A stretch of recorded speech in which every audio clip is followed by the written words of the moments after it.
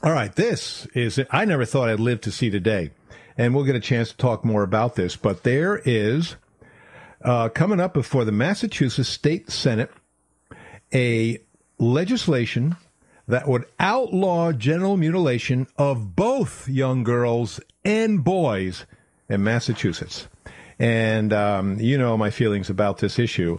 This is huge. Once again, to get to that point, you can argue all you want with me, and I'm willing to hear your arguments about why it's okay to ban female mutilation, genital mutilation, which is what it's called in the trade, but somehow it's okay to, remove little boys' foreskins against their will. And, the article here violates a baby's human rights, which I believe so, decreases sexual sensation.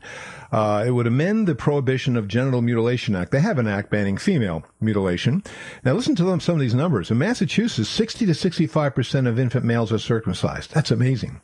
Nationally, it's about 60, it's gone down to 55%. It was 95% when I first started doing this radio show. So major, major changes. And here's what will be really interesting, because the bill, do I think it'll pass? Probably not. But does not exempt religious circumcision. So Muslims and Jews may have to band together to fight this. And of course, Muslims and Jews are close. I mean, Abraham is their forefather. They believe in the Old Testament. They observe, there's a lot of similarities between the two. It says here, the medical community is neutral on circumcision. And then there are some statements from some doctors here that are really kind of silly to me. Here's a couple they made their decision to do it to their son based on custom. All the men in their family are circumcised. What?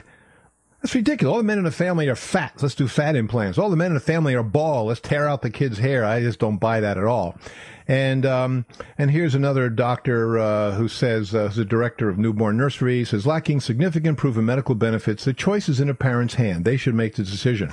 No, it's not your choice. You cannot choose to perform plastic surgery on your child. I don't believe as a parent you really have that right, given the medical neutrality of it all. So we'll follow that, of course.